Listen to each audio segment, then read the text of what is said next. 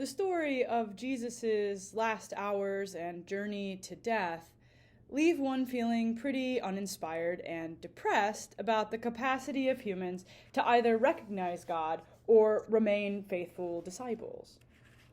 In today's Passion story from Mark's Gospel, the cast of characters presented, combined with the Palm Procession story, point to misunderstandings, cruelty, and betrayals. To begin, we have the crowds, who welcome Jesus, shouting, "Hosanna, save us." It's a clear reference to Jesus' kingship as they understand it, a reference, of course, back to the great Israelite King David. These people casting down their cloaks and branches in royal homage know what they're doing, or at least they think they do. They're welcoming a leader, maybe the Messiah, who will set Rome on its heels and win for them. But they misunderstand. In Mark, Jesus enters Jerusalem and then spends several chapters teaching and healing. So people have a while to decide what they do or don't like about Jesus. And eventually they discover he doesn't fit what they want.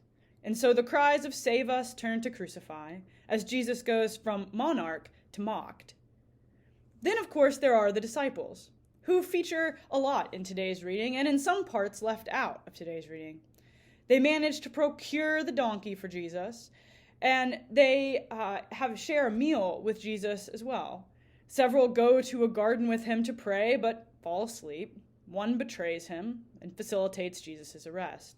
Of course, there's the ever-iconic Peter, who does go to the courtroom, but denies Jesus 3 times. These disciples, they're people who want to follow Jesus, but they can't do it. They think they understand, but they don't. They can't stick the landing. They can't summon the courage. They simply fail at following despite wanting to succeed. This, of course, is not to mention the power brokers of the story. There's Pilate, who may want to protect Jesus, but in classic political fashion, bows to the pressure of the crowd and goes along to get along. Nothing to admire there, really. No courage of conviction. The religious leaders not only turn on Jesus to save their own skin, but inspire the crowd to turn on Jesus, taking advantage of the kind of human frenzy that happens in groups that are angry. False narratives are told and believed, and the crowd gives over its reason to the lies of those who hold power.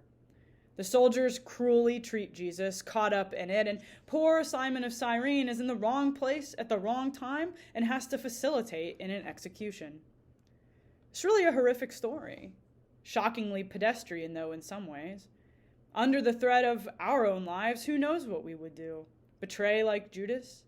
Deny like Peter? Run away? With what power we do have, do we play to favorites or listen to the crowd or spin stories to our advantage? The world we live in is full of Pilates and Peters, mob violence, power brokers who exploit fault lines between people, and full of violence. If we're honest, the capacity for most of that lies within each of us, which makes this a pretty dark and disturbing narrative. But for one thing, the intentionality of Jesus. Mark makes clear that Jesus knows exactly what he's doing every step of the way.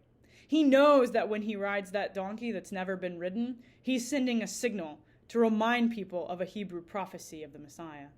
He knows that the healings and teachings he will do will bring conflict, but he does them anyway. He knows Judas will betray him, and yet loves him to the end. He knows what the Last Supper is, a symbol of his death, and even if the disciples miss it, Jesus is clear-eyed. His prayer in the garden is one of deep honesty, where he owns his own fear of what is happening, and yet walks towards it anyway. He doesn't resist arrest. He doesn't argue for himself.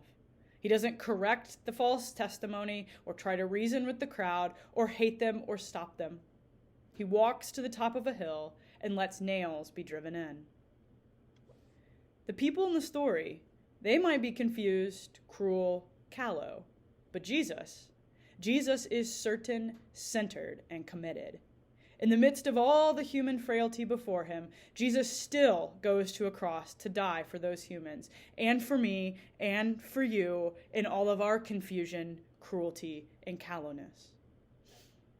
Were it not for Jesus' determination, for his willingness to carry out God's mission to forgive and love and suffer for humanity, the story would just be another one of miscarried justice and unmitigated suffering.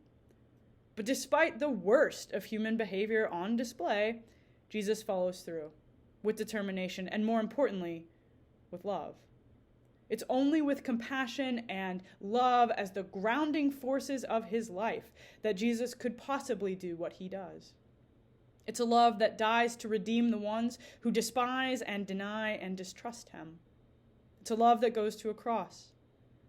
It is, in the end, a loving, sovereign choice of God. And there's nothing we can do about it to say it or change it. It is finished. Thanks be to God.